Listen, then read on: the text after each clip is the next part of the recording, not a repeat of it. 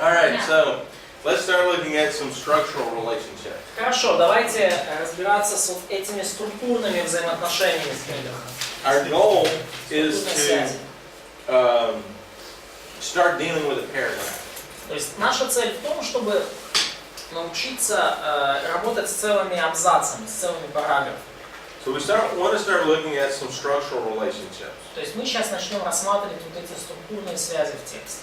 The way paragraphs are connected are very important.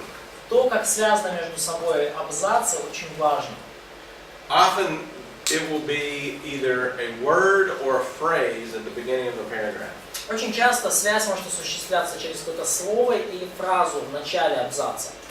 And so we want to pay attention to what that word is or what that phrase is.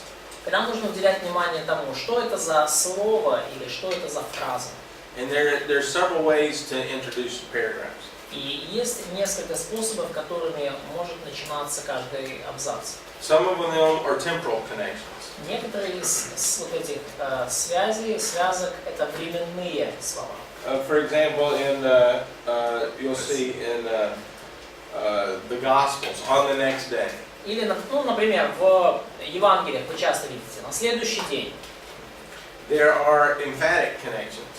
И есть также эмфатические слова, слова акцента. And we'll look at some ways of emphasizing. И мы рассмотрим некоторые способы, каким образом осуществляется вот этот акцент. Sometimes they're words of place. И иногда это слова, обозначающие место, локальные, да, географические. So for example, in the Gospel, he got on a boat and went into the Sea of Galilee. Например, да, сел в лодку, поплыл на море Галилейское. And then there can also be logical connections. Но также могут быть взаимосвязи между абзацами логические. And so these would be words of inference or conclusion. Inference. So it's like therefore, for. Yes. Да, например, там итак, ибо, вот эти вот такого рода связки. So let's look at each of these. Let's see. All right, some temporal connections. Let's look at some of these temporal connections. Давайте, it's the next slide, yeah? Next slide. Oh, I'm sorry. There we go. Вот это временные слова. Давайте рассмотрим некоторые примеры таких временных связок. Все понимают, о чем идет речь? То, что временно. Есть, да. Can I just check? We're going to look at some examples. Вот смотрите, есть абзацы. Да, там один абзац, второй абзац. Блок, несколько предложений с одной мыслью. Да? Между ними есть вот такая вот какая-то связка. Обычно она в начале абзаца идет. Это слово или фраза. И мы сейчас говорим о том, какого рода эти связки бывают. Да? Которые, то есть, чтобы у всех было представление, где мы и что. Acts 16:16. Деяния 16 глава, 16 стих. So this paragraph is introduced as we were going to the place of prayer. Деяния 16:16. Однажды, когда мы шли к месту молитвы. Это в новом синодальном случилось, что когда мы шли в молитвенный дом. Now how do you, in Greek it's the agenita phrase. Agenita. В греческом языке это просто одна фраза. What's your Translation phrase? in Synod is weird. It happened when we came to the house of prayer. There was not house of prayer. When? You have when? Когда? Когда. Смотрите, молитвенный дом это перегиб синодального перевода, не было там молитвенного дома, но когда мы шли, да, вот это вот как раз слово, которое нас интересует. So you want to notice these words like this. То есть мы хотим обращать внимание на слова, подобные вот этим. Когда. В греческом это вот синеньким, да, обозначено? So in Greek it's this, yeah? It's the agenita phrase. Это оно же когда, да? Нет, вообще случилось. It happened. Actually, it's the whole thing here. You got a participle, agenita plus a participle. Вообще это вся вот эта конструкция, все это причастие. А у нас случилось, что когда или только когда? Случилось, что когда. Случилось, что когда?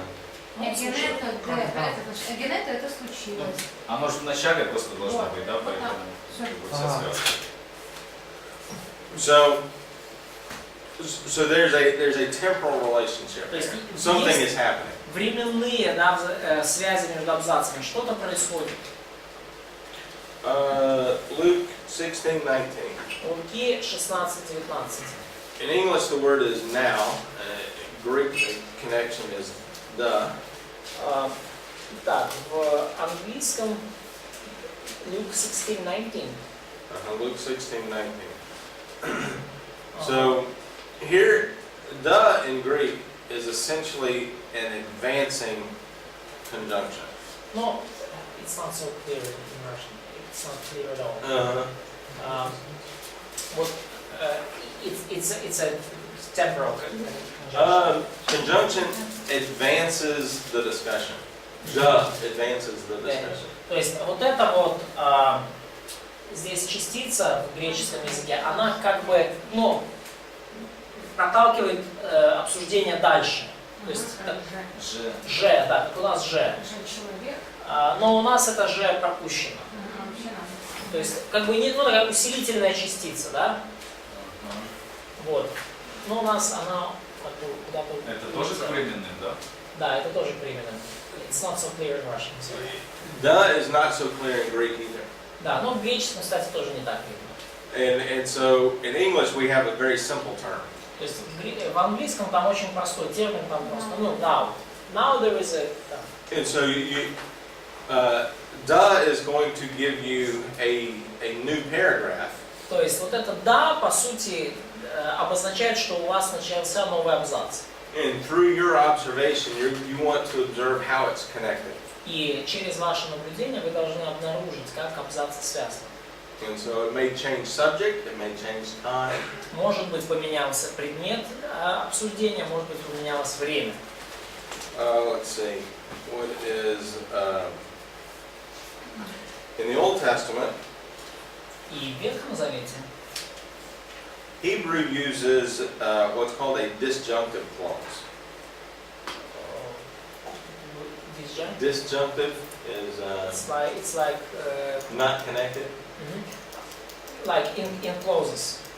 То есть в еврейском иногда используется такой оборот, ну как будто что-то, фраза взята в скобки, да, пояснение. Okay. Пояснение в скобках. We don't have Hebrew. У вас у всех был класс еврейского языка? Some, okay. Do you know the basic layout of a Hebrew sentence? Знаете ли вы основную, ну, как в основном строится предложение на иврите? It's verb, subject, object. Глагол, субъект, объект. What's a verb? Be. To note a new paragraph. То есть и в еврейском языке для того, чтобы отметить начало нового абзаца, Often you'll switch this, and the subject will be before the verb. вы порой переключаете вот этот, ну, базовый порядок, и сначала идет подлежащее, а потом сказуемое. То есть сначала идет существительное действующее лицо, а потом глагол, да, действие. For example, in verse 2, Например, в стихе 2 you have a verb, есть глагол, that's the plus the verb. вот это в плюс глагол. And so, and again, and again. But at the beginning, where the new paragraph is, it starts with Philistines. В начале начинается все с филистимлян. То есть видите, да, второй стих. Догнали филистимляне Саула. Сказал Саул оруженосцу, да, то есть сказуемое, потом подлежащее. В первом стихе филистимляне же воевали. Подлежащее, сказуемое. Порядок поменялся, знак нового абзаца. Правда? So this is one of the ways to notice you now have a change in paragraph. То есть это один из способов понять, что сейчас у вас поменял, ну, начал автор писать новый абзац. Luke 7:1. Луки 7:1. Well, again, this would be called in Russian. That's when. That's temporal. То есть тут мы снова видим вот это когда. Это снова временной такой маркер, временное связующее слово. Mark 14:22. Luke 14:22. Mark. Марка 14 глава 22. In this case, what gets the translation is a participle. В данном случае, что вот мы видим, so in original it's participle, yeah? Correct. Да. It's a participle before the main verb. В начале мы видим, да, что вот это когда они ели, на самом деле, ну не глагол в оригинале, а причастие. Причастие перед основным хлебом. Ну как, если буквально, то едя. То есть, понятно, нельзя.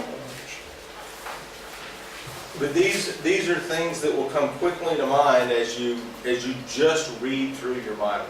Но это вот такие вещи, которые очень быстро, легко можно заметить, когда вы просто читаете Библию даже. You may have to do more research, certainly. И, возможно, вам надо все-таки сделать больше исследований. Mark uses this word euthus often. И often?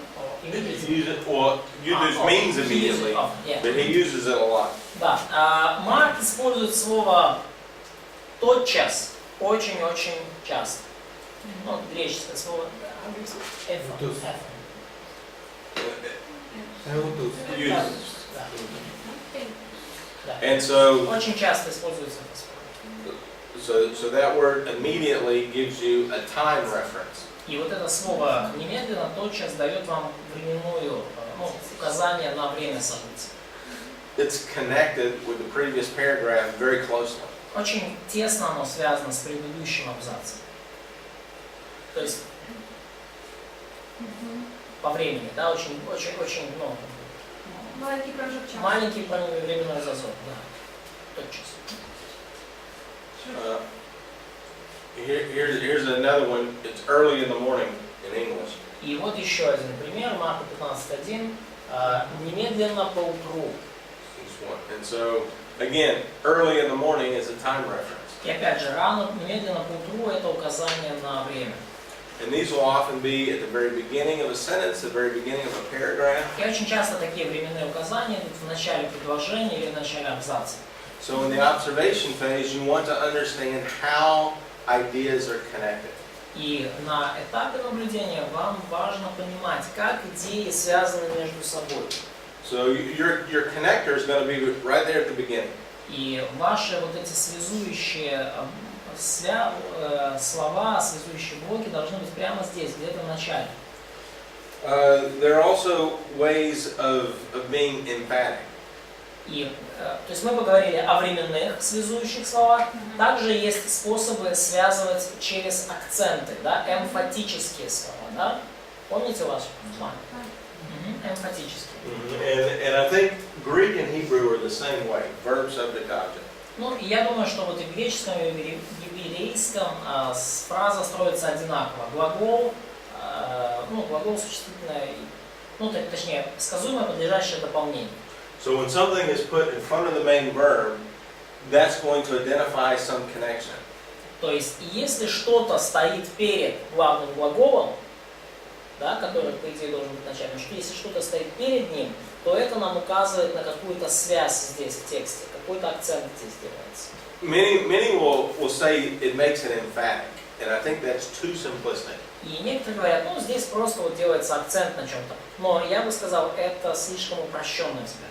When the author changes the way he talks, he has a purpose in that change. Если автор вдруг меняет способ того, как он выражает мысли, стиль, да, то он обычно хочет обратить наше внимание на что-то. In Greek, for example, a participle phrase might go before the main verb. В греческом языке, например, причастный оборот может идти перед основным глаголом. Какой вопрос? And so you want to notice when there is a change in the normal structure of a sentence. То есть и вы хотите обращать внимание, когда есть перемены в обычном течении фразы, в обычной структуре фразы. Because whatever comes before the main verb, that's going to help you make associations. Потому что бы ни шло перед основным глаголом, это помогает вам проводить взаимосвязи. If this phrase before the verb is related to time, then you have a temporal connection. И если у вас вот эта фраза перед основным глаголом связана со временем, то ваша взаимосвязь, она временная. If it's a logical connection, then you have a logical connection. Если у вас логическая связка, то у вас взаимосвязь логическая здесь. You may have a change in person or a change in place. У вас может быть также произойти перемена героя, личности, да, либо перемена места. And that's going to give you that clue. And this is very important to pay attention to, particularly in the original languages. И вот это вот даст вам зацепку, поэтому обращайте очень серьезное внимание, что идет перед главным глаголом, особенно когда читаете языки оригинала. Let's see. Now let's go to the logical connection. I took an advanced class in Greek called discourse features. I don't know, does that translate well? Я проходил как-то продвинутый курс по греческому языку, который назывался такие особенности в повествовании или особенности в изложении мысли. And in that course, they pointed out that there is a basic way that Greeks talk.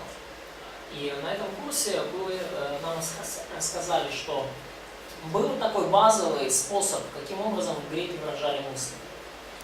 And when that is broken up, something is happening. И если этот базовый порядок выражения мысли нарушается, то что-то в этот момент происходит важно.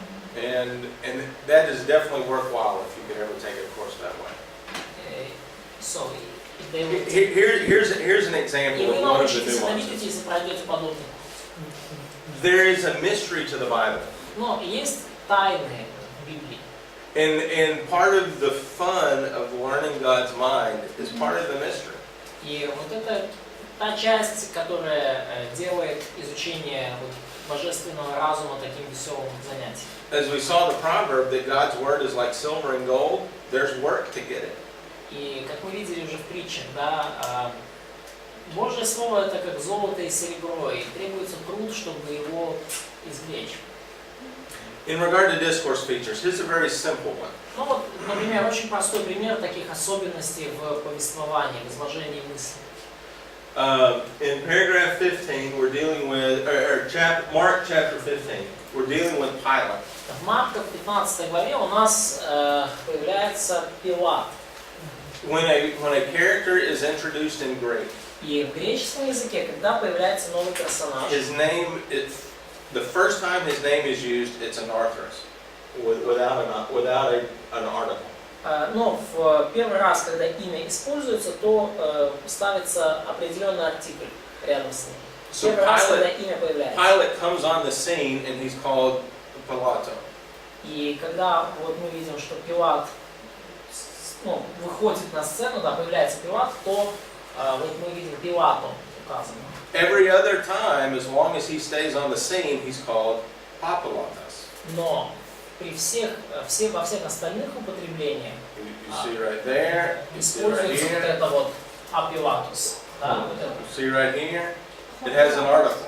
Да, то есть все А там не остальное. используется, получается. А? А там не So, but the first time article is not used. First time article is not used. То есть первый раз, да, артикль не используется. The only difference is the main character, which is Jesus.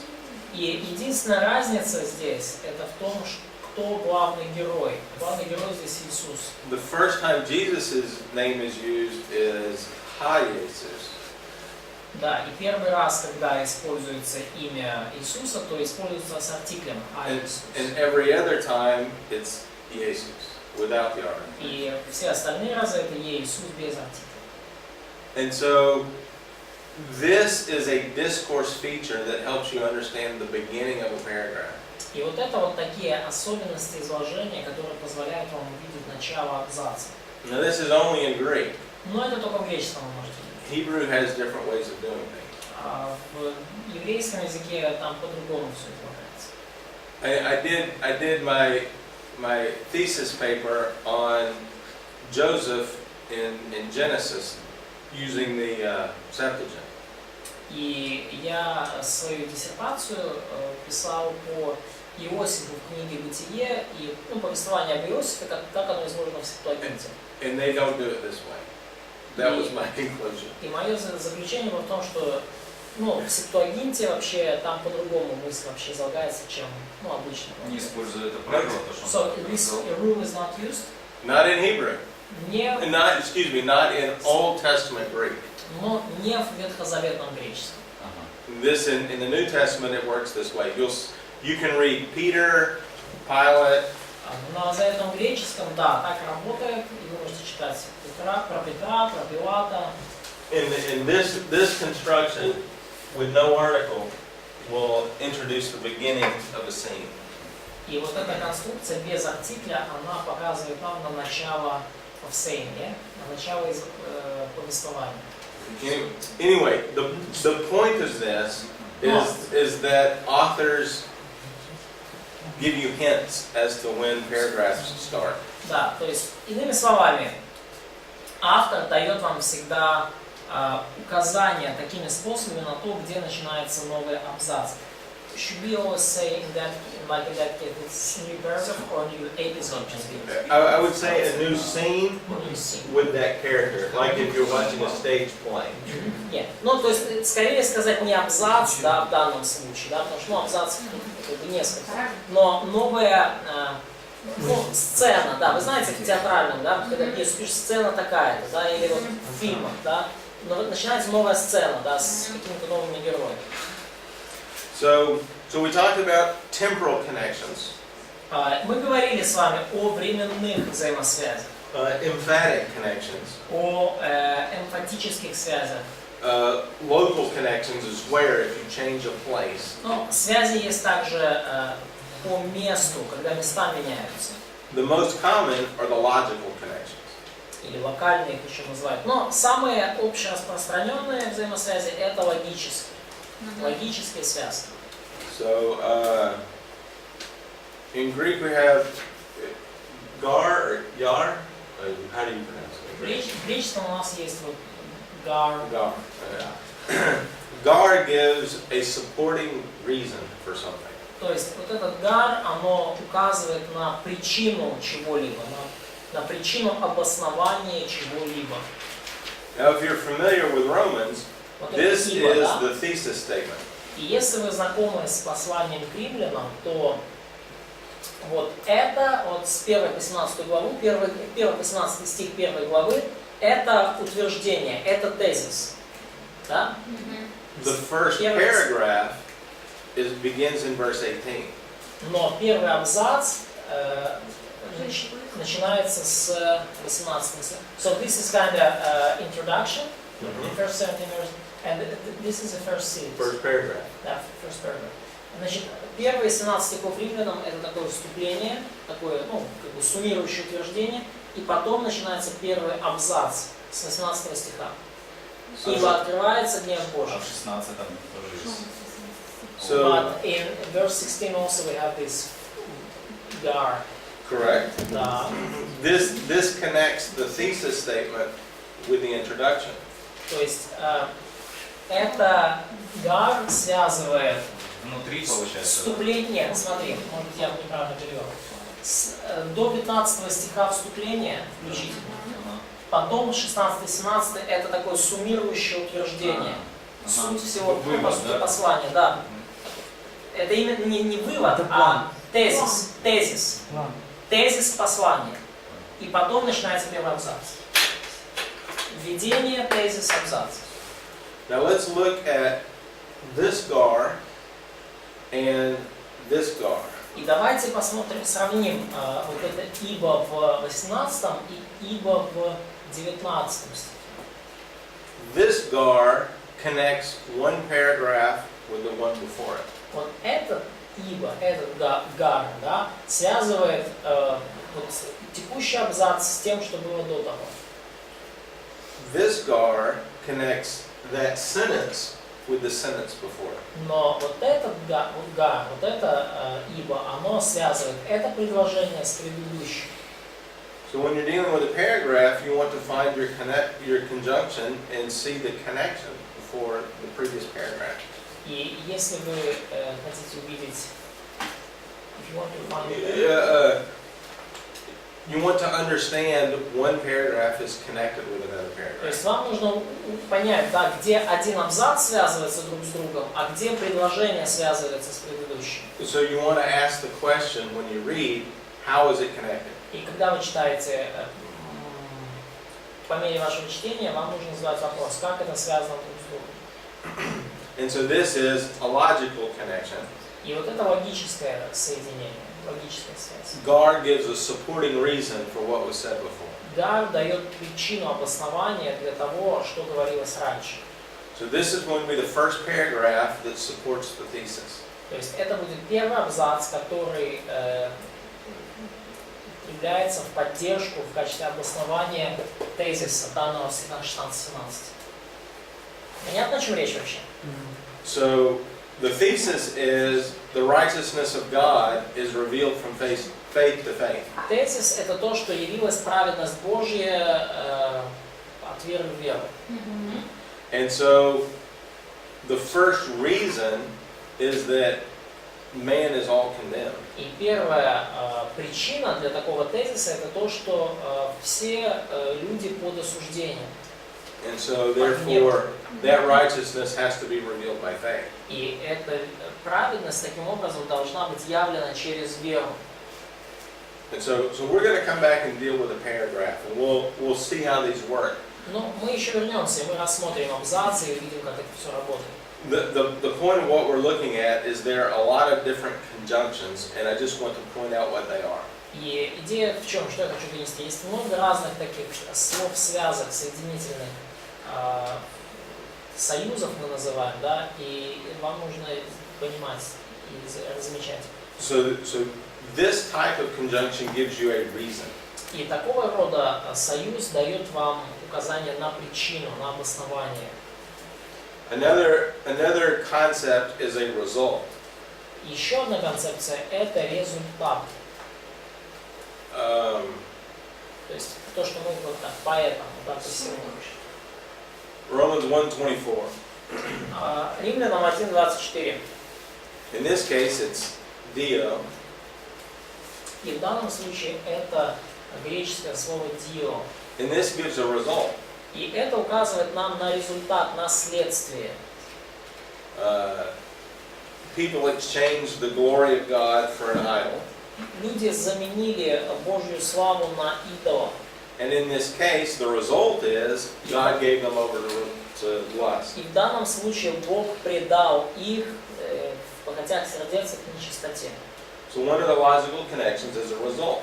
И здесь логическая взаимосвязь именно как от причины к результату.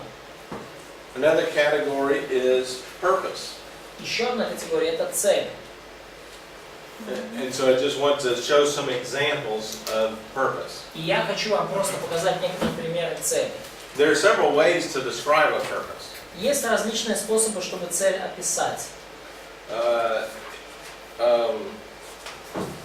Of course, my notes are the English words that show purpose. И, конечно же, в моих заметках слова английские, которые указывают на цель. It may be more effective to look at the Greek words that show purpose. Может быть, лучше, более эффективно будет указать на греческие слова, указывающие на цель. But as I highlight this, look over here at the Russian word that brings out purpose, so that you can see those things. Но вот я Римлянам 4:16. Тут есть русское слово, которое указывает на цель. So this, yeah? So for this reason in English. Да, чтобы, да? Yeah. То есть, итак, по вере, зачем? Цель какая? Чтобы было по милости. Или дабы, я не знаю, дабы, чтобы. Вот все эти дабы, чтобы, да. Где оттуда, да? Где тут туда? The point is to become familiar with these words that bring an idea to your head. Цель в том, чтобы вы стали знакомы с этими словами, которые в вашу голову должны уже доносить какие-то идеи.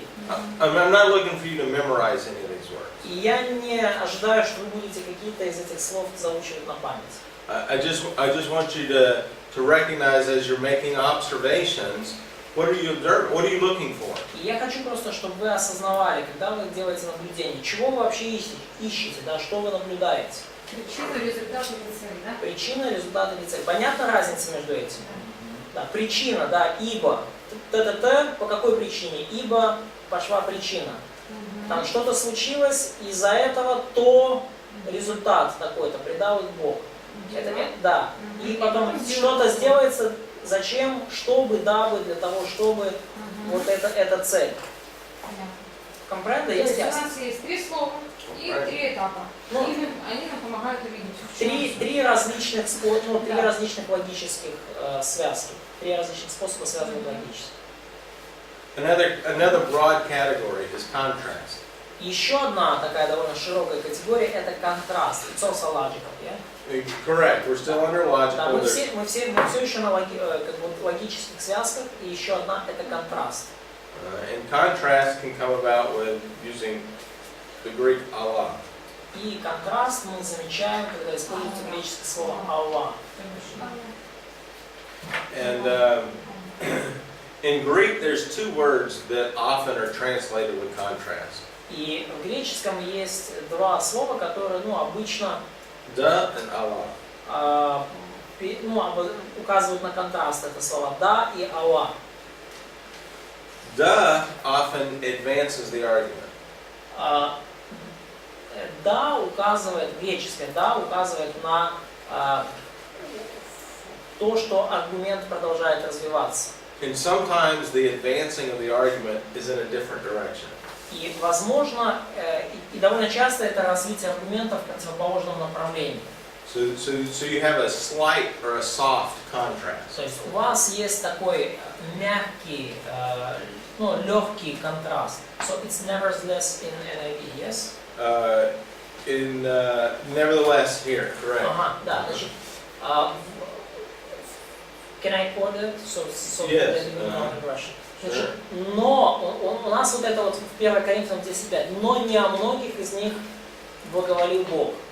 Да, вот, то есть камень же был Христос, но не о многих из них говорил Бог. Вот это Аллах переведено как но.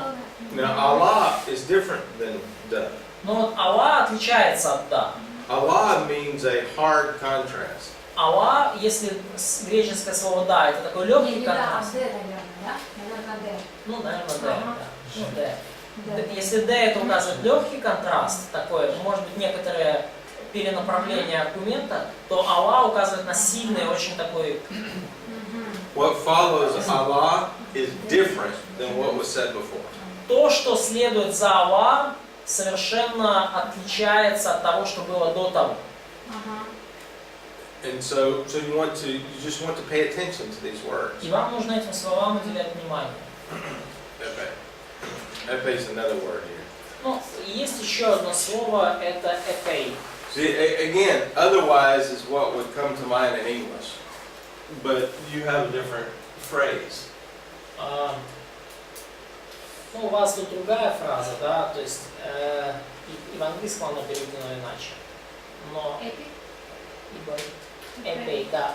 What's the meaning of that? Otherwise in English, but it's a contrast. Иначе, да. Ну, вообще лучше будет перевести как иначе. Иначе, если ты будешь благословлять духом, то стоящий, да. То есть, понимаете, о чем идет речь? Там, как бы, в контексте там языков. Да. Стану молиться, 15 стих, стану молиться духом, стану молиться умом. Буду петь духом, буду петь умом. Иначе, если ты будешь благословлять духом, да, то есть, если ты этого не будешь делать, то стоящий на месте простолюдин так скажет аминь при твоем благодарении. И он не понимает, что ты говоришь. То есть, иначе лучше слово. Может, если? Ну или если иначе. Нет, не если. Иначе. Нет, я знаю, что А скажи, пожалуйста, послание ты только что читал? 1 Коринфянам 14:15. 14:15, потом 16. Ну, мы говорим про 16 стих. So here you see in 1 Corinthians 14:15, Paul is saying to pray with the spirit and pray with the mind as well. То есть в 14-15 стихе Павел говорит, буду молиться и петь духом, буду петь и умом тоже. In verse 16, he makes a contrast. Но в 16 он указывает нам на этот контраст. If I pray or bless only in the spirit, without the mind. Если я буду молиться или благословлять только духом, не включая ум, But then you have a different result. то тогда будет другой результат. And so you want to notice these words as you observe the text. И вам нужно обращать внимание на эти слова, когда вы наблюдаете текст. Let's move to a different category, one of comparison. И давайте перейдем к другой категории, это сравнение. 9:25. 9.25. Римлянам 9.25. Let's see. So he says host here, or he makes a comparison.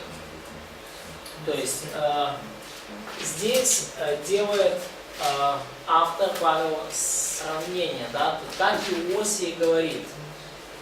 So he makes a statement in verse 24. То есть в 24 стихе автор делает утверждение. And then he makes a comparison to an Old Testament quotation. И потом он делает сравнение с ветхозаветной цитатой. That comparison is introduced by a conjunction. И вот это сравнение, оно начинается с союза. Как? Как Иосия написано.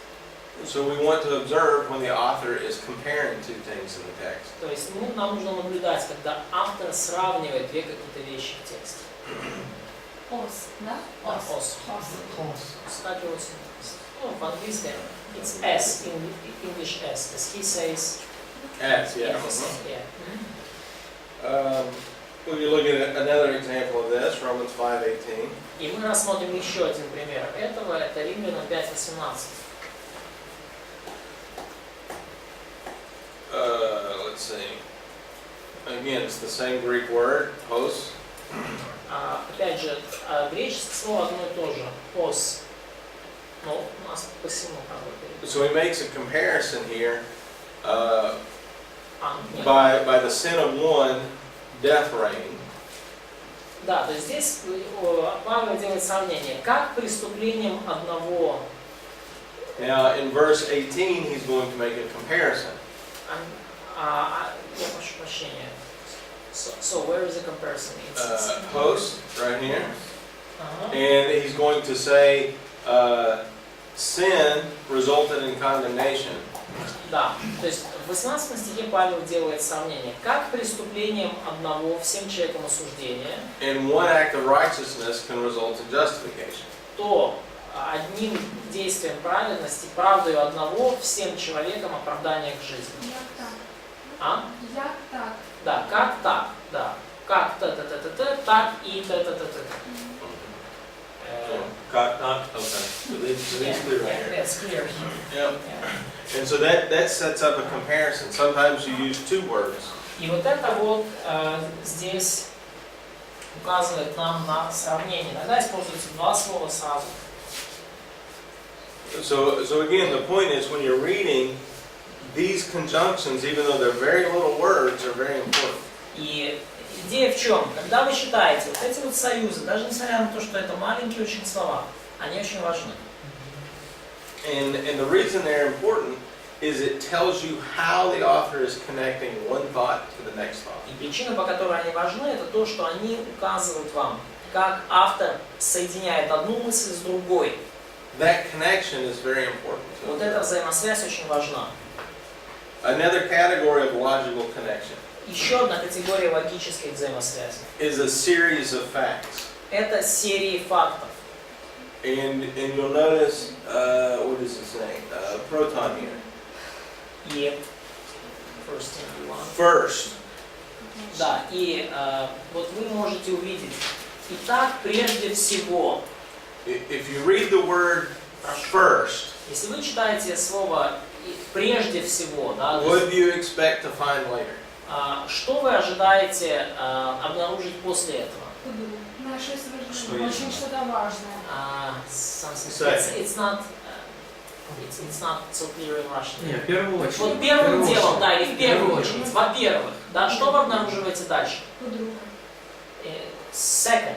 Yes. If there's an adim, there must be a davar.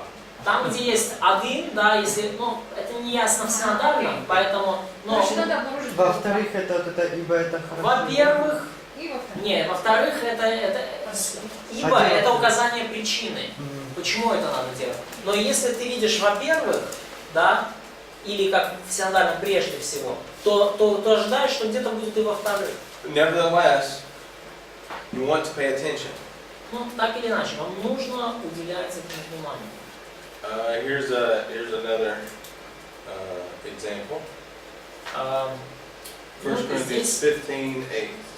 еще один пример. 1 Коринфянам 15 глава, 8 стих. You have a last of all. What is that here? И есть Eschaton. Eschaton. вспоминай, есть. Eschaton in Greek. Значит, и после всех, да, ну у нас не очень, в конце концов, да, в греческом. So if you have a last of all, there must be something that came ahead of time. Ну, после всех, да, явился мне словно извергу или недоноску, да. То есть, если вы видите вот это, что после всех или мне последнему, то должны быть кто-то, кто будет перед этим. И в греческом вот это слово эсхатас. И если вы его встречаете, значит что-то должно быть перед.